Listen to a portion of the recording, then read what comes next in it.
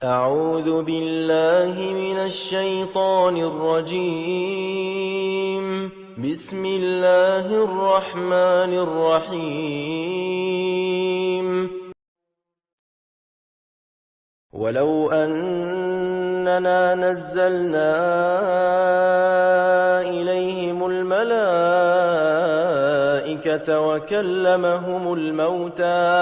وكلمهم الموتى وحشرنا عليهم كل شيء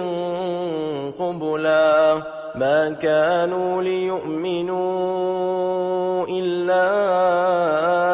أن يشاء الله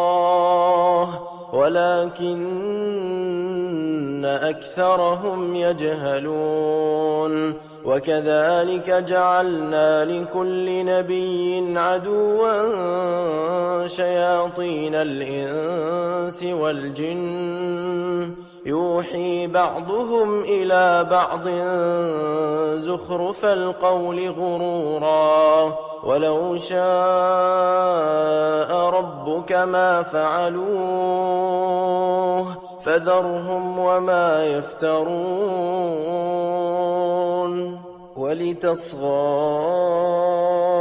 إليه أفئدة الذين لا يؤمنون بالآخرة وليرضوه وليقترفوا ما هم مقترفون. أفغير الله أبتغي حكما وهو الذي أنزل إليكم الكتاب مفصلا والذين آتيناهم الكتاب يعلمون أنه منزل من ربك بالحق فلا تكونن من الممترين. وتمت كلمة ربك صدقا وعدلا لا مبدل لكلماته وهو السميع العليم. وإن تطع أكثر من في الأرض يضلوك عن سبيل الله إن يتبعون إلا الظن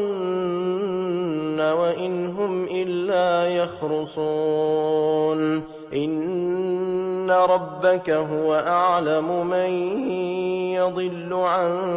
سبيله وهو أعلم بالمهتدين. فكلوا مما ذكر اسم الله عليه إن كنتم بآياته مؤمنين. وما لكم ألا تأكلوا مما ذكر اسم الله عليه وقد فصل لكم ما حرم عليكم إلا ما اضطررتم إليه وإن كثيرا ليضلون بأهوائهم بغير علم إن ربك هو أعلم بالمعتدين. وذروا ظاهر الإثم وباطنه إن الذين يكسبون الإثم سيجزون بما كانوا يقترفون. ولا تأكلوا مما لم يذكر اسم الله عليه وإنه لفسق وإن الشياطين ليوحون إلى أوليائهم ليجادلوكم وإن أطعتموهم إنكم لمشركون. أومن كان ميتا فأحييناه وجعلنا له نورا يمشي به في الناس كمن مثله في الظلمات ليس بخارج منها كذلك زين للكافرين ما كانوا يعملون وكذلك جعلنا في كل قرية أكابر مجرميها ليمكروا فيها وما يمكرون إلا بأنفسهم وما يشعرون وإذا جاءتهم آية قالوا لن نؤمن حتى نؤتى مثل ما أوتي رسل الله أعلم حيث يجعل رسالته سيصيب الذين أجرموا صغار عند الله وعذاب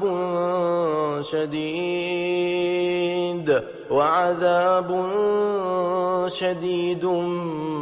بما كانوا يمكرون فمن يرد الله أن يهديه يشرح صدره للإسلام ومن يرد أن يضله يجعل صدره ضيقا حرجا كأنما يصعد في السماء كذلك يجعل الله الرجس على الذين لا يؤمنون وهذا صراط ربك مستقيما قد فصلنا الآيات لقوم يذكرون لهم دار السلام عند ربهم وهو وليهم بما كانوا يعملون ويوم يحشرهم جميعا يا معشر الجن قد استكثرتم من الإنس وقال أولياؤهم من الإنس ربنا استمتع بعضنا ببعض وبلغنا أجلنا الذي أجلت لنا قال النار مثواكم خالدين فيها إلا ما شاء الله إن ربك حكيم عليم وكذلك نولي بعض الظالمين بعضا بما كانوا يكسبون يا معشر الجن والإنس ألم يأتكم رسل منكم يقصون عليكم آياتي وينذرونكم لقاء يومكم هذا قالوا شهدنا على أنفسنا وغرتهم الحياة الدنيا وشهدوا على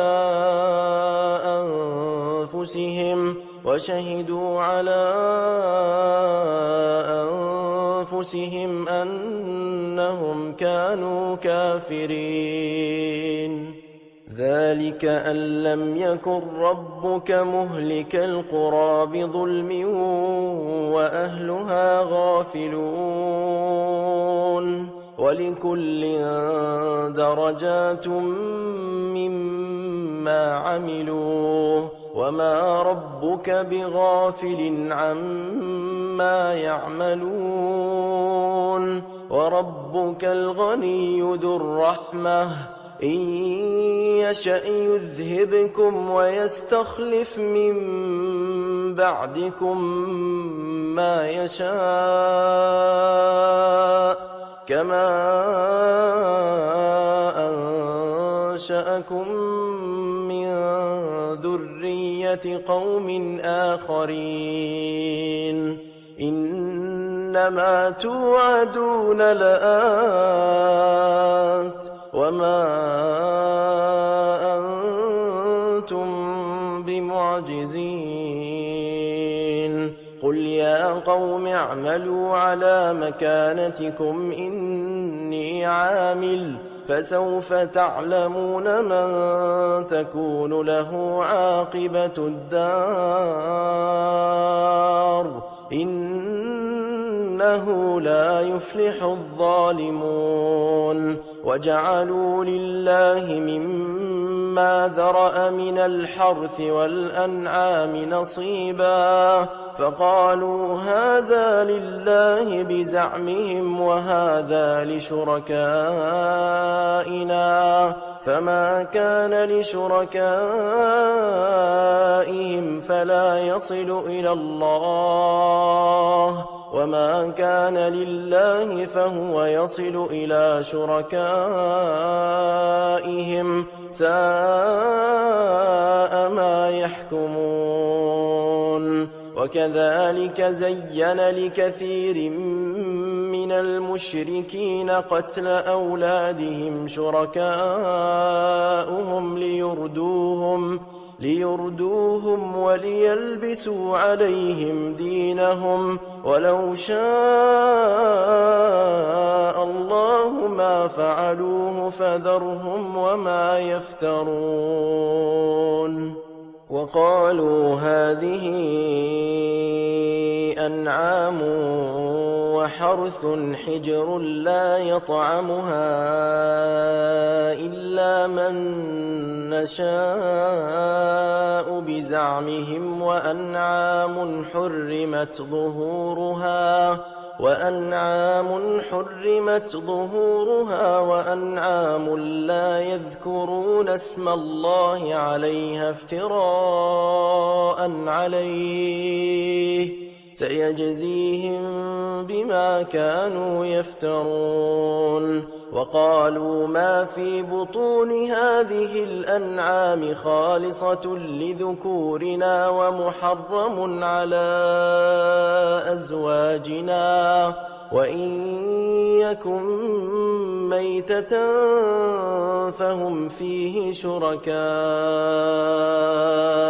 سيجزيهم وصفهم إنه حكيم عليم قد خسر الذين قتلوا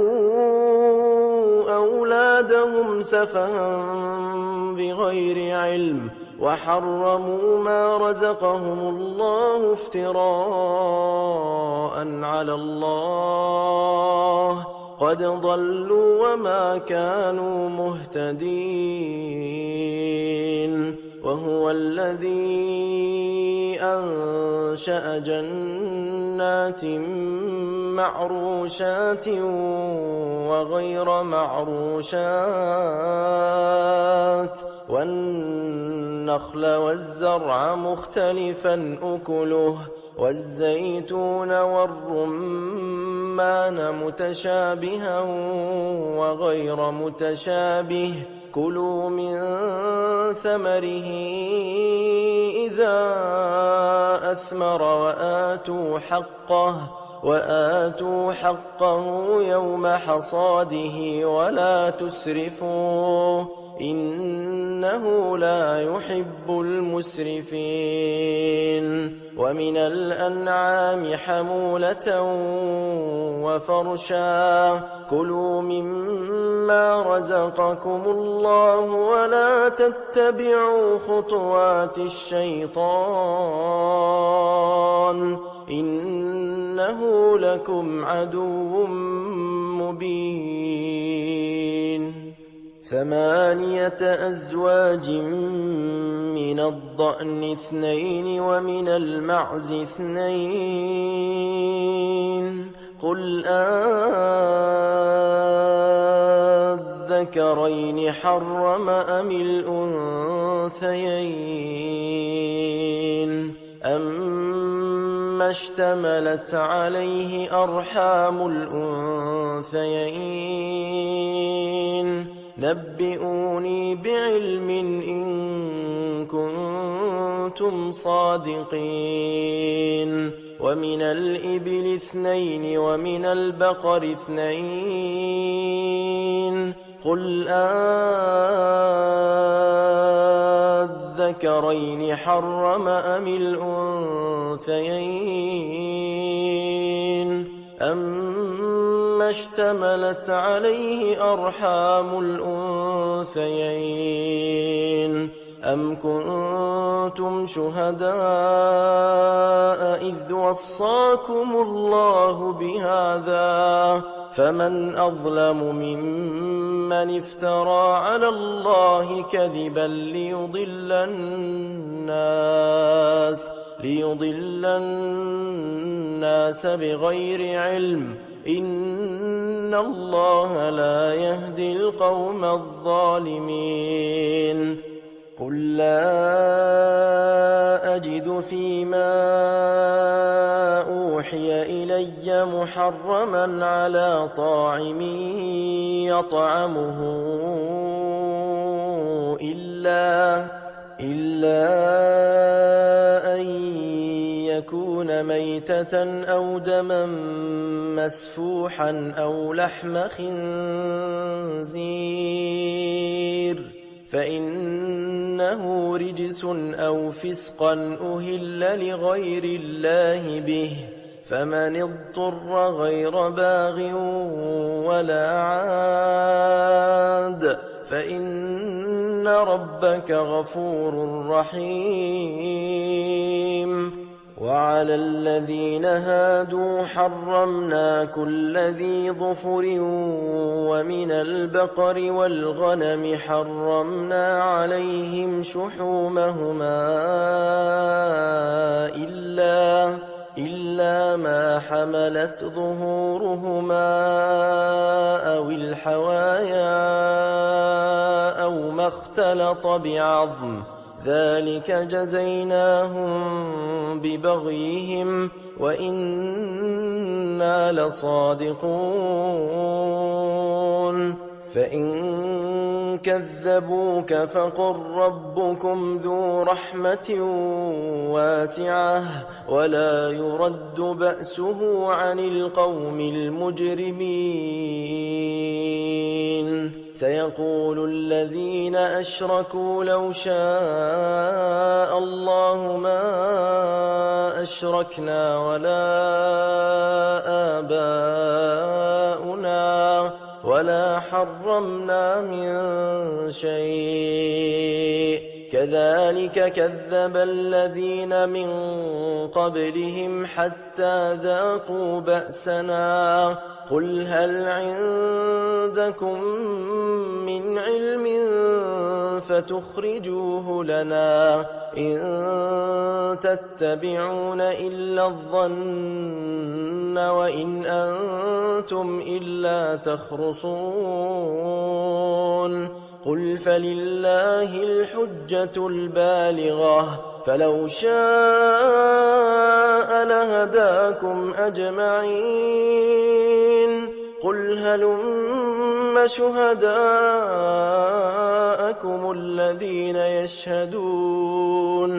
الذين يشهدون أن الله حرم هذا فإن شهدوا فلا تشهد معهم ولا تتبع أهواء الذين كذبوا بآياتنا والذين لا يؤمنون بالآخرة وهم بربهم يعدلون قل تعالوا أتل ما حرم ربكم عليكم ألا تشركوا به شيئا وبالوالدين إحسانا ولا تقتلوا أولادكم من إملاق نحن نرزقكم وإياهم ولا تقربوا الفواحش ما ظهر منها وما بطن ولا تقتلوا النفس التي حرم الله إلا بالحق ذلكم وصاكم به لعلكم تعقلون ولا تقربوا مال اليتيم إلا بالتي هي أحسن حتى يبلغ أشده وأوفوا الكيل والميزان بالقسط لا نكلف نفسا إلا وسعها وإذا قلتم فاعدلوا ولو كان ذا قربى وبعهد الله أوفوا ذلكم وصاكم به لعلكم تذكرون وأن هذا صراطي مستقيما فاتبعوه ولا تتبعوا السبل فتفرق بكم عن سبيله ذلكم وصاكم به لعلكم تتقون ثم آتينا موسى الكتاب تماما على الذي أحسن وتفصيلا لكل شيء وهدى ورحمة لعلهم بلقاء ربهم يؤمنون وهذا كتاب أنزلناه مبارك فاتبعوه واتقوا لعلكم ترحمون أن تقولوا إنما أنزل الكتاب على طائفتين من قبلنا وإن كنا عن دراستهم لغافلين أو تقولوا لو أنا أنزل علينا الكتاب لكنا أهدى منهم فقد جاءكم بينة من ربكم وهدى ورحمة فمن أظلم ممن كذب بآيات الله وصدف عنها سنجزي الذين يصدفون عن آياتنا سوء العذاب بما كانوا يصدفون هل ينظرون إلا أن تأتيهم الملائكة أو يأتي ربك أو يأتي بعض آيات ربك يوم يأتي بعض آيات ربك لا ينفع نفسا إيمانها لم تكن آمنت من قبل أو كسبت في إيمانها خيرا قل انتظروا إنا منتظرون إن الذين فرقوا دينهم وكانوا شيعا لست منهم في شيء إنما أمرهم إلى الله ثم ينبئهم بما كانوا يفعلون من جاء بالحسنة فله 10 أمثالها ومن جاء بالسيئة فلا يجزى إلا مثلها وهم لا يظلمون قل إنني هداني ربي إلى صراط مستقيم دينا قيما ملة إبراهيم حنيفا وما كان من المشركين قل إن صلاتي ونسكي ومحياي ومماتي لله رب العالمين لا شريك له وبذلك أمرت وأنا أول المسلمين قل أغير الله أبغي ربا وهو رب كل شيء ولا تكسب كل نفس إلا عليها ولا تزر وازرة وزر أخرى ثم إلى ربكم مرجعكم فينبئكم بما كنتم فيه تختلفون وهو الذي جعلكم خلائف الأرض ورفع بعضكم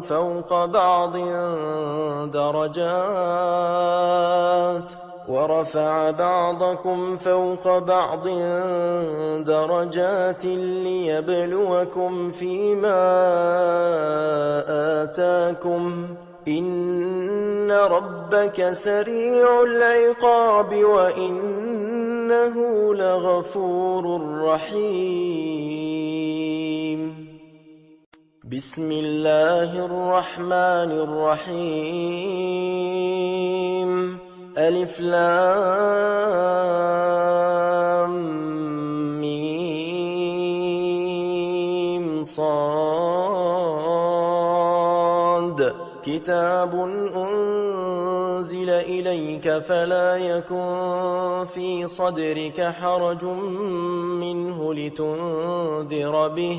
لتنذر به وذكرى للمؤمنين اتبعوا ما أنزل إليكم من ربكم ولا تتبعوا من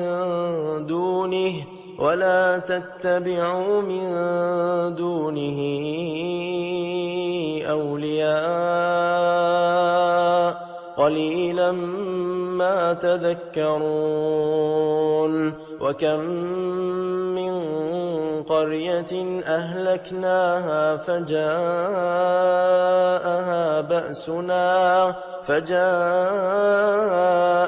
بأسنا بياتا أو هم قائلون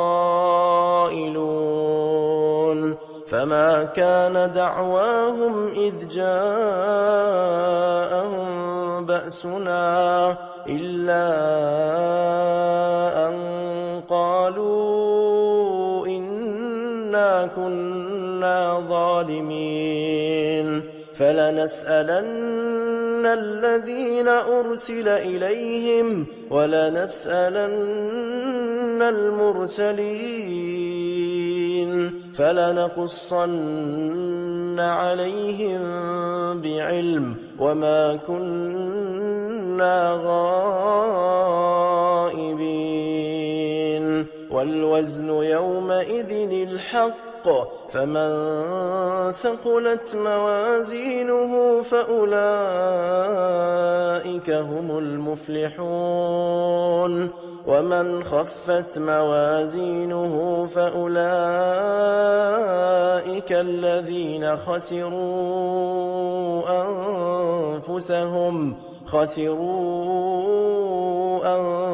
أنفسهم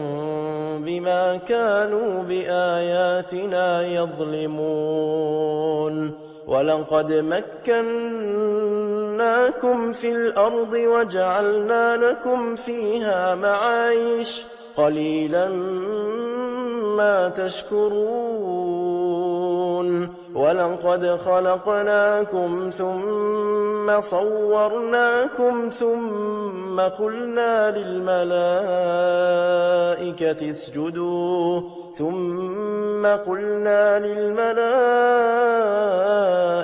اسجدوا لآدم فسجدوا إلا إبليس لم يكن من الساجدين قال ما منعك ألا تسجد إذ أمرتك قال أنا خير منه خلقتني من نار وخلقته من طين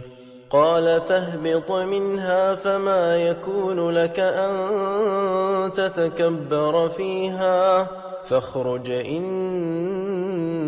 من الصاغرين قال أنظرني إلى يوم يبعثون قال إنك من المنظرين قال فبما أغويتني لأقعدن لهم صراطك المستقيم ثم لآتينهم من بين أيديهم ومن خلفهم وعن أيمانهم وعن شمائلهم ولا تجد أكثرهم شاكرين قال اخرج منها مذءوما مدحورا لمن تبعك منهم لأملأن جهنم منكم أجمعين ويا آدم اسكن أنت وزوجك الجنة فكلا من حيث شئتما ولا تقربا هذه الشجرة فتكونا من الظالمين فوسوس لهما الشيطان ليبدي لهما ما وري عنهما من سوآتهما وقال ما نهاكما ربكما عن هذه الشجرة إلا أن تكونا ملكين أو تكونا من الخالدين وقاسمهما إني لكما لمن الناصحين فدلاهما بغرور فلما ذاقا الشجرة بدت لهما سوآتهما وطفقا يخصفان عليهما من ورق الجنة وناداهما ربهما ألم أنهكما عن تلكما الشجرة وأقل لكما إن الشيطان لكما عدو مبين قالا ربنا ظلمنا أنفسنا وإن لم تغفر لنا وترحمنا لنكونن من الخاسرين قال اهبطوا بعضكم لبعض عدو ولكم في الأرض مستقر ومتاع إلى حين قال فيها تحيون وفيها تموتون ومنها تخرجون يا بني آدم قد أنزلنا عليكم لباسا يواري سوآتكم وريشا ولباس التقوى ذلك خير ذلك من آيات الله لعلهم يذكرون يا بني آدم لا يفتننكم الشيطان كما أخرج أبويكم من الجنة ينزع عنهما لباسهما ليريهما سوآتهما إنه يراكم هو وقبيله من حيث لا ترونهم إنا جعلنا الشياطين أولياء للذين لا يؤمنون وإذا فعلوا فاحشة قالوا وجدنا عليها آباءنا والله أمرنا بها قل إن الله لا يأمر بالفحشاء أتقولون على الله ما لا تعلمون قل أمر ربي بالقسط وأقيموا وجوهكم عند كل مسجد وادعوه مخلصين له الدين كما بدأكم تعودون فريقا هدى وفريقا حق عليهم الضلالة إنهم اتخذوا الشياطين أولياء من دون الله ويحسبون أنهم مهتدون يا بني آدم خذوا زينتكم عند كل مسجد وكلوا واشربوا ولا تسرفوا إنه لا يحب المسرفين قل من حرم زينة الله التي أخرج لعباده والطيبات من الرزق قل هي للذين آمنوا في الحياة الدنيا خالصة يوم القيامة كذلك نفصل الآيات لقوم يعلمون قل إنما حرم ربي الفواحش ما ظهر منها وما بطن والإثم والبغي بغير الحق وأن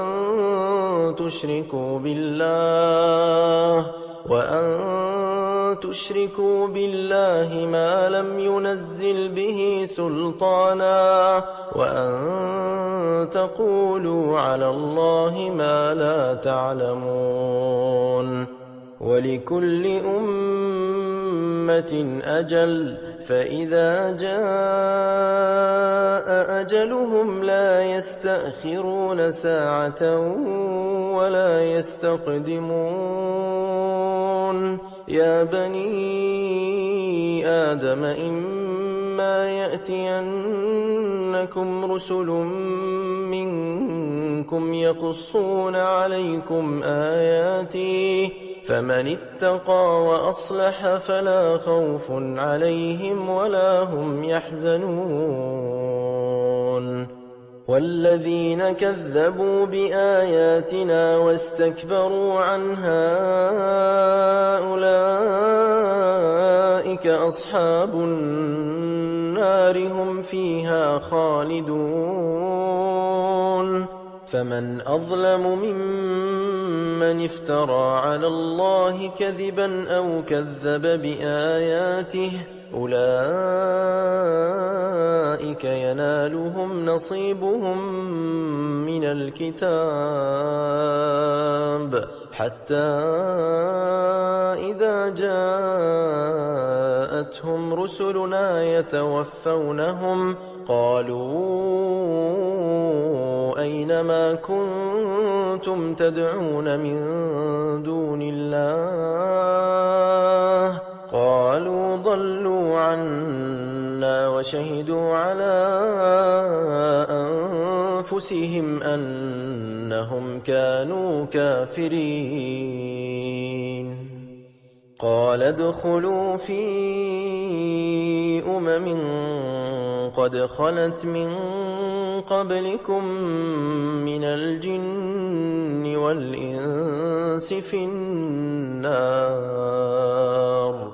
كلما دخلت أمة لعنت أختها حتى إذا اداركوا فيها جميعا قالت أخراهم لأولاهم ربنا هؤلاء أضلونا فآتهم عذابا ضعفا من النار وقال لكل ضعف ولكن لا تعلمون وقالت أولاهم لأخراهم فما كان لكم علينا من فضل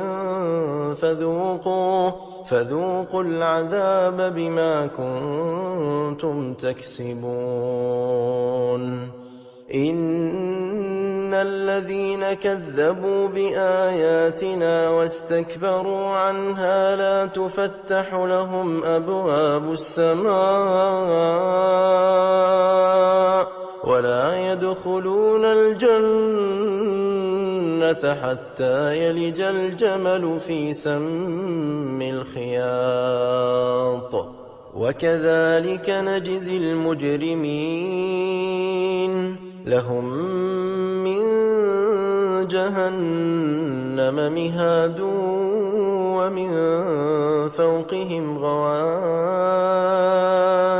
وكذلك نجزي الظالمين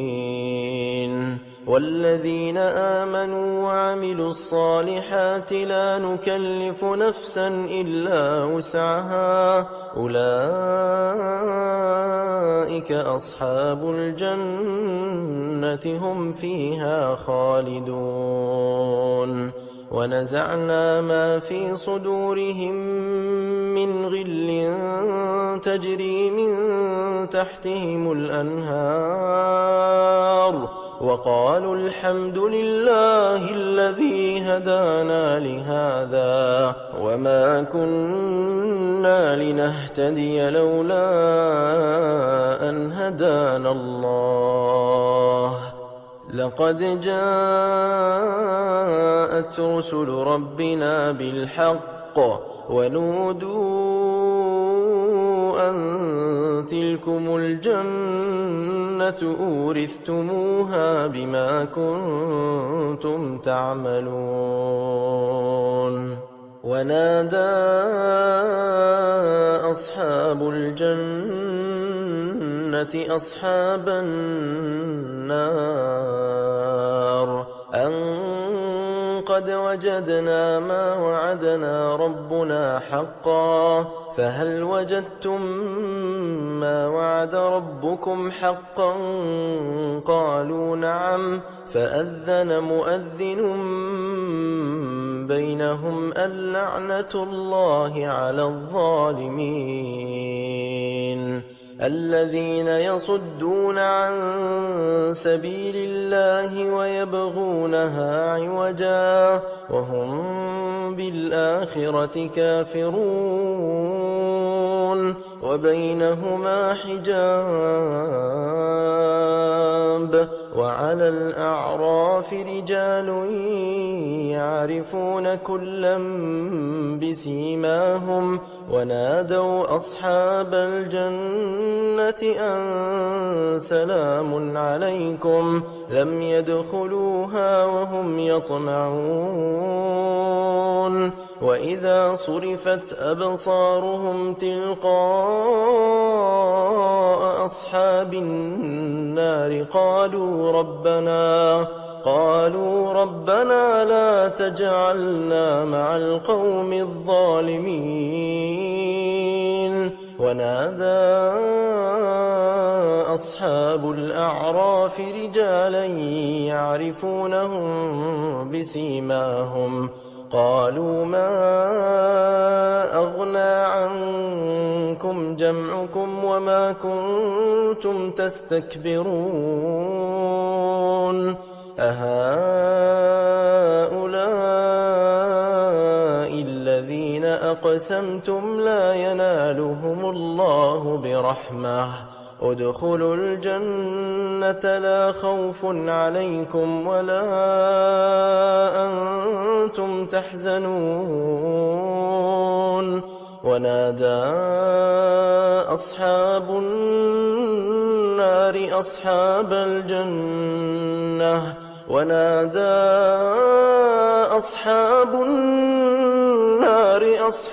الجنة أن أفيضوا علينا من الماء أو مما رزقكم الله؟ قالوا إن الله حرمهما على الكافرين. الذين اتخذوا دينهم لهوا ولعبا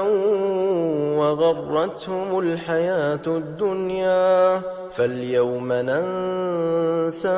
كما نسوا لقاء يومهم هذا وما كانوا بآياتنا يجحدون. ولقد جئناهم بكتاب فصلناه على علم هدى ورحمة لقوم يؤمنون. هل ينظرون إلا تأويله يوم يأتي تأويله يقول الذين نسوه من قبل قد جاءت رسل ربنا بالحق فهل لنا من شفعاء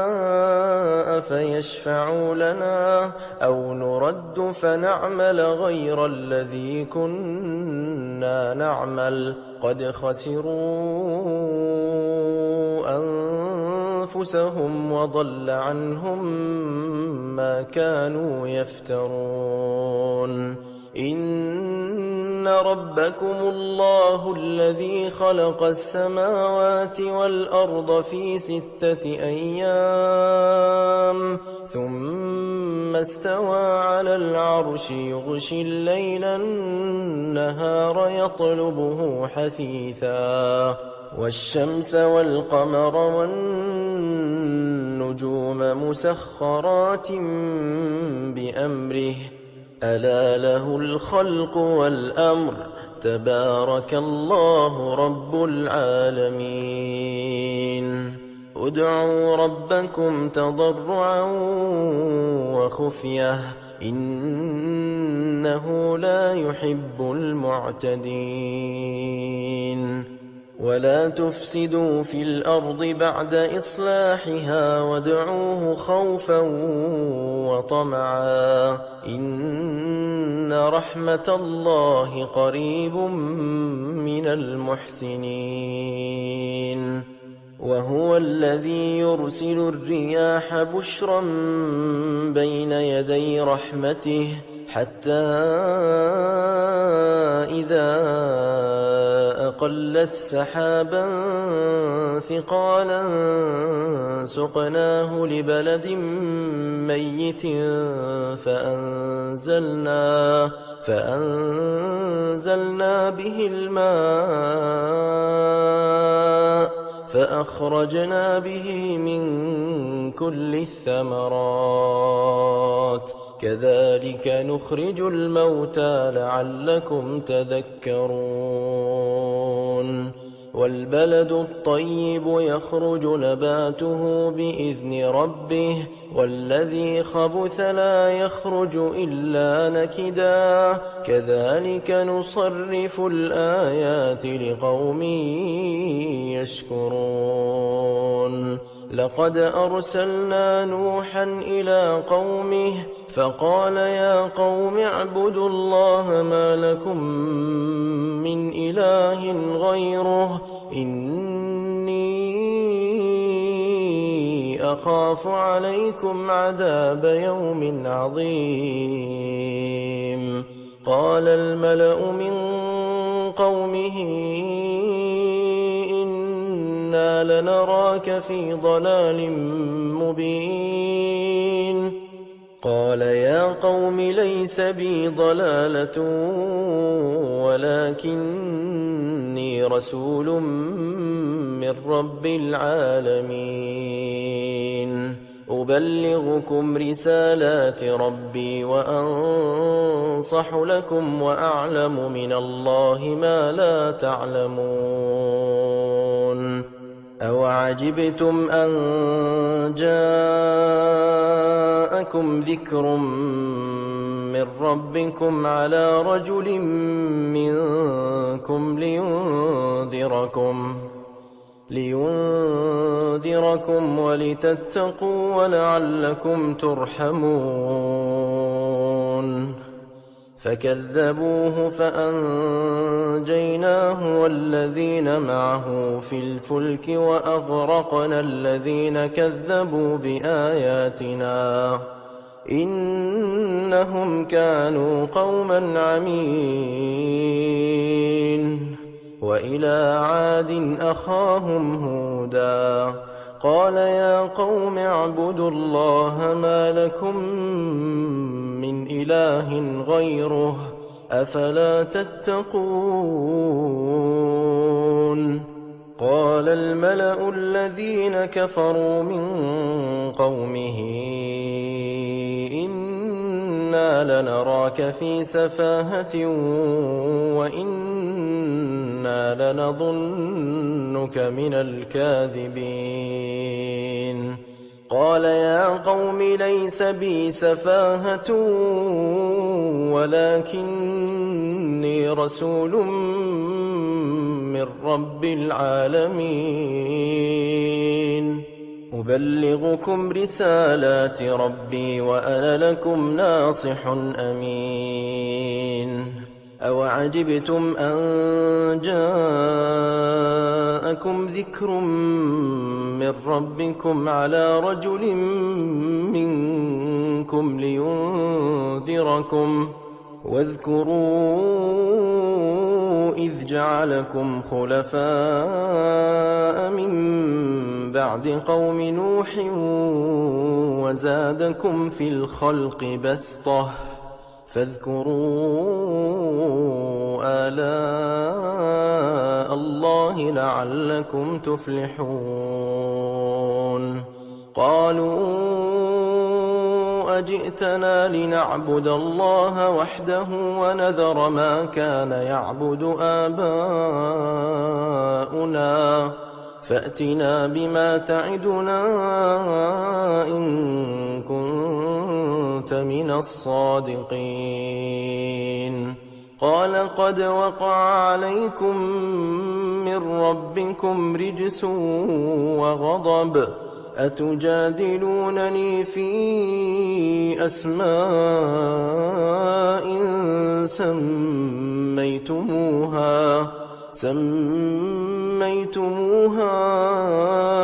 أنتم وآباؤكم ما نزل الله بها من سلطان فانتظروا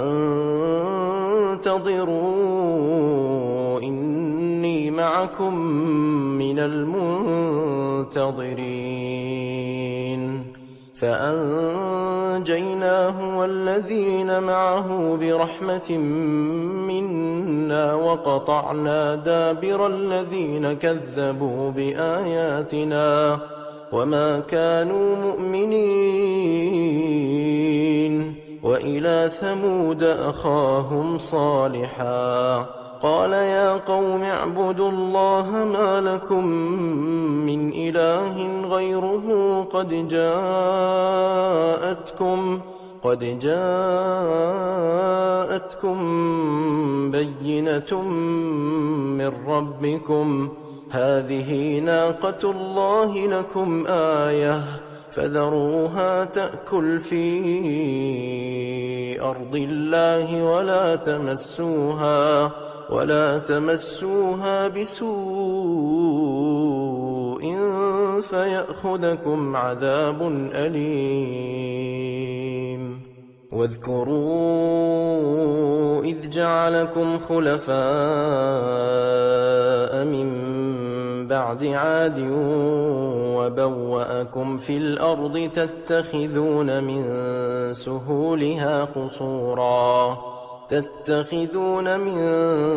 سهولها قصورا وتنحتون الجبال بيوتا فاذكروا آلاء الله ولا تعثوا في الأرض مفسدين قال الملأ الذين استكبروا من قومه للذين استضعفوا لمن آمن منهم أتعلمون أن صالحا مرسل من ربه قالوا إنا بما أرسل به مؤمنون قال الذين استكبروا إنا بالذي آمنتم به كافرون فعقروا الناقة وعتوا عن أمر ربهم وقالوا يا صالح ائتنا بما تعدنا إن كنت من المرسلين فأخذتهم الرجفة فأصبحوا في دارهم جاثمين فتولى عنهم وقال يا قوم لقد أبلغتكم رسالة ربي ونصحت لكم ولكن لا تحبون الناصحين ولوطا إذ قال لقومه أتأتون الفاحشة ما سبقكم بها من أحد من العالمين إنكم لتأتون الرجال شهوة من دون النساء بل أنتم قوم مسرفون وما كان جواب قومه إلا أن قالوا أخرجوهم من قريتكم إنهم أناس يتطهرون فأنجيناه وأهله إلا امرأته كانت من الغابرين وأمطرنا عليهم مطرا فانظر كيف كان عاقبة المجرمين وإلى مدين أخاهم شعيبا قال يا قوم اعبدوا الله ما لكم من إله غيره قد جاءتكم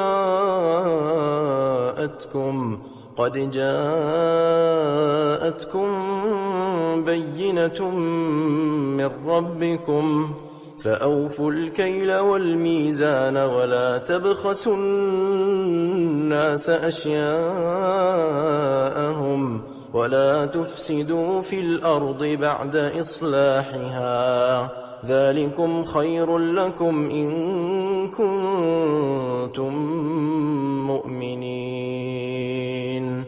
ولا تقعدوا بكل صراط توعدون وتصدون عن